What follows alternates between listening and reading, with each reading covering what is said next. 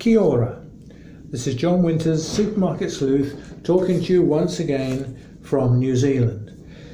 And what are we talking about this week? Well, I'm going to give you some advice on how to beware of the cunning ways that brand owners in some categories are actually costing you more by catching you unawares. What am I talking about? Doesn't make sense. You know if the cost of what you usually buy has gone up, don't you? Or do you? I'm afraid you don't. You see, there's more to prices than what you see at the bottom or top of the shelf, wherever they're displayed. Supermarkets in countries where there's stiff competition will not, under normal conditions, allow suppliers to increase prices unless there's a good reason, like rising ingredients costs, and they have to prove it. They won't wear generally increasing overheads for suppliers like wages and other costs of running their businesses. So how do they get more money out of you? By stealth. The categories I'm talking about are breakfast cereals, cheeses, confectionery, and possibly a few other examples in packaged goods. Leading the way in this subterfuge has to be the confectionery companies. It started some years ago with those large tins of chocolate assortments that appear on shelf at Christmas time. The printed media, amongst them the Daily Mail, has been monitoring and reporting these rises for many years. But it didn't stop there. They led by example. Manufacturers in other categories caught on to this new way of screwing the consumer. Possibly the two most cunning are breakfast cereal makers and cheese. The former managed to display weights in as small a font and as light a font as possible, so they're not easy to spot. Last year, granola and other boxed cereals in New Zealand weighed in at 600 grams. Since then, many have slowly started to reduce a little bit at a time. If you pay the same for less, then whichever way you look at it, it's a price rise. Putting up the prices by stealth. National brands are all doing this because they watch each other. I found in New Zealand that the own or store brands, or private label as they're known here, are less likely to be doing it, and so this gives them an edge. To pay the brands back, switch to store brands. These have improved tremendously over the years in terms of quality and choice. They're no longer Me Toos, copying national brands, but have created new choices of their own. Tesco has been good at this, introducing Tesco Finest, and other supermarkets have followed. They all watch each other and learn from it. Other examples, cheese. When you go and buy cheese, and if you buy the big, what used to be 1 kilo blocks, then if it dropped to 900 grams, as it did in this country, and some are dropping to 750, you don't notice the drop to 900 grams from 1 kilo as much as you might notice the 750. But the price stays the same. Confectionery are also doing this, and not just at Christmas, and particularly block chocolate. Yes, I'm a chocoholic, dark chocolate of course, and block chocolate, that reduces in size, but the price stays the same. So you don't pay any more, or do you? Yes, you do. Which others may also go where once suppliers feared to tread? Biscuits? Crisps. They're called chips in this part of the world. Never quite understood why, because it's confusing between chips and chips. They're both called the same, and one's crisps and one's chips. Possibly pet food, frozen food. Over time, we may see wine moving in that direction. It's normally 75 centilitres, but would you notice if that dropped to 70 centilitres? I doubt it. I doubt if you actually know that 75 centilitres in the bottle, because that's the one area you don't bother to look at. You're more interested in the wine itself, what it goes with, and so on, and the aromas that come from it that are all on the label on the back and the vineyard. But how much is in the bottle? No, the bottle is always the same size and shape, so you don't bother to look. when you consider the millions of bottles of wine that are sold throughout the world and the suppliers, if they've dropped the amount by 5 centilitres, it doesn't sound much, and it isn't much. But over the course of millions of bottles, it obviously makes a big difference to the winemakers. Which would you find more acceptable? To see the prices go up, or for manufacturers to grab more of your money by stealth? Are the supermarkets aware of this subterfuge? I'm quite sure they are. They don't miss a trick. But possibly, like Lord Nelson, in his time, they turn a blind eye. What can you do about it? Well, I've suggested what you can do about it. Switch to the store brands, or otherwise look at other brands and see what weights they are and what prices they are. There's always a way around this. Now we turn to more specific topics, focusing first on Australia and very much following on from my previous comments. Studies are showing in Australia there needs to be tighter regulations on food labels, as product recalls are growing at an ever-increasing pace.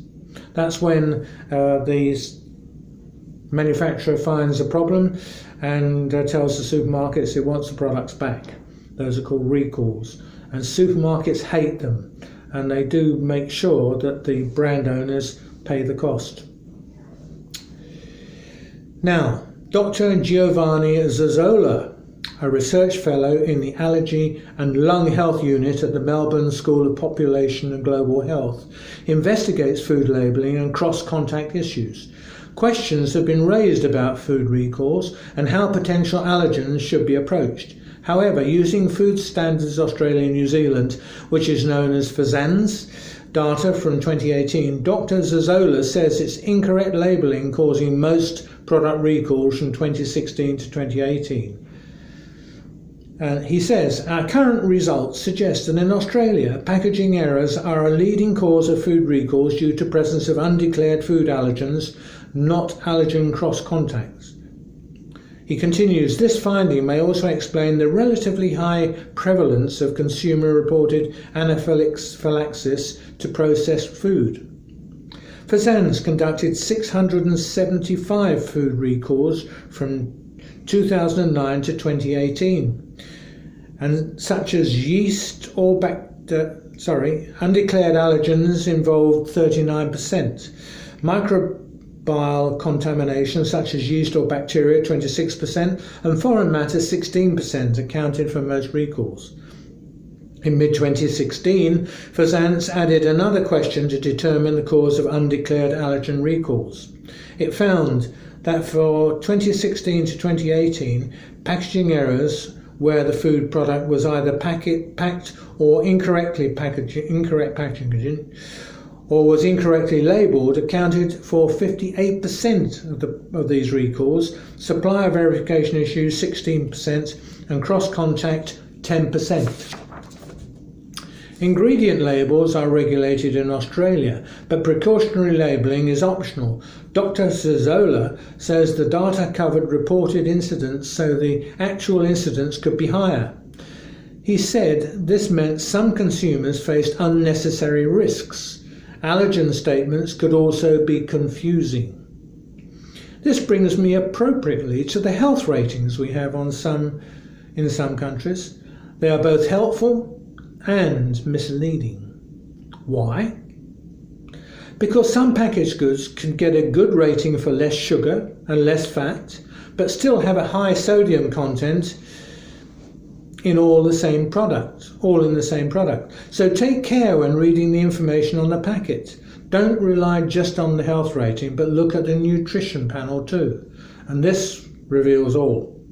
And that brings me to some interesting information gleaned by Countdown, Woolworths Australia's New Zealand supermarket group. In a recent survey, the supermarket group found that the majority of its customers do spend time reading labels.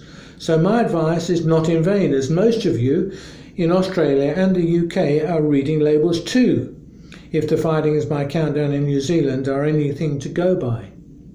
Now let's have a look at how this pandemic has changed the world and the way consumers are shopping supermarkets. As you would expect, studies have been done and are still ongoing to measure how attitudes and behaviours have changed. Kantar, in making a global study, suggests a new way of e-commerce shoppers, an era of value consciousness, and a move towards local consumption. These are three major trends likely to continue as the world emerges from lockdown. The research firm's COVID-19 barometer has shown up significant behavioural changes, which consumer products and brands will have to adopt. Already seeing faster growth than any other part of the retail landscape, Kantar believes that e-commerce will further outperform retail in the year ahead. Economic anxiety, together with pessimism about a virus resurgence and the long-term impact of the pandemic, will have a major impact. This suggests that pricing, promotional and value-added strategies will become critical to brands' competitiveness in the months ahead. Kantar's latest research found that 45% of households in markets around the world have already seen their income fall during the pandemic, with a further 26% expecting their income to be impacted in the future. More and more consumers would prefer the food they buy to be made locally. Australasia may be an exception to the rule, with Australians seeing almost COVID-free New Zealand being a safe environment. 1 in 4 consumers, Kantar reports, think the brands they use should bring production back to their own country, while 1 in 3 worry whether there is a safety risk from products shipped from offshore. Products from China and the United States in particular are considered risky by people in other countries. IGD has also been looking at how behaviours have changed post-COVID. In 2016, it reveals the split of consumer spend on food and drink was 1/3 in food service and 2/3 in retail. It says this year the COVID-19 lockdown measures and closure of all non-essential shops, pubs, restaurants and cafes will have a dramatic impact on the balance of consumer spend in retail and food service. Called Eating In versus Dining Out and produced in collaboration with food service consultant Peter Blackman, it explores the impact of COVID-19. It suggests 4 potential scenarios to help food retail and food service companies plan for the future. Certainly, there's no doubt the major negative impact of the pandemic will be on food service. Suppliers will have to pay more attention to food retail in future, thus increasing competition and improving choice, as well as keeping the brake on rising prices. COVID-19 has provided huge material for the research companies. A new study by Leatherhead Food Research in the UK suggests that nearly all consumers changed the way they shop for food and drink, with many not planning an immediate return to normal habits. A consumer survey found 94% had made changes. These included shopping less frequently but buying more per shop, planning meals to shop for the week ahead, supporting local shops more than in the past, shopping for vulnerable people, and buying more groceries online. When asked if the new habits were here to stay, 42% said they would certainly continue supporting local shops, and 36% planned to cut down on the frequency of supermarket visits, switching to occasional big shops. Many also reported a change in cooking habits. More than 1/3 said they'd been cooking from scratch more often than before, and around the same number saying they've been doing more baking. This trend was most pronounced in the 16 to 35 age group. When lockdown ends, 42% said they plan to continue cooking at home more than they did before, compared to 26% of the general population. Giving thought to the over 65s, 1/3 said they quickly want things to return to normal, compared to 27% of the general population and 20% of the 16 to 35s. However, although things have been going well in Australia, suddenly one state is back in trouble with rising COVID-19 numbers. In Victoria, Woolworths has reinstated a purchase limit of 2 items on toilet paper, hand sanitizer, paper towel, flour, sugar, pasta, mince, long-life milk, eggs and rice. This is in response to significant high demand in certain parts of Melbourne. It will support social distancing in stores and ensure more customers have access to the products they need.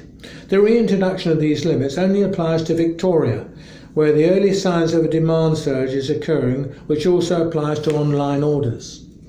Woolworths has a number of social distancing and safety measures in place across Victoria, with store greeters regularly wiping down trolleys, front of store hosts monitoring social distancing around checkouts, security guards and hand sanitizer stations in each store.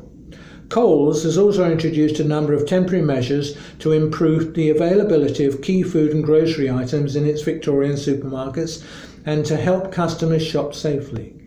That's it, everyone, for this week. Catch me on Saturday morning in New Zealand on Magic Talk radio station by going to magic.co.nz and clicking on Talk at the top of the page. I'm on 10:45 New Zealand time. You can also find me on my Supermarket Sleuth page on Facebook and on the Supermarket Sleuth channel on YouTube. Have a great week. Bye for now.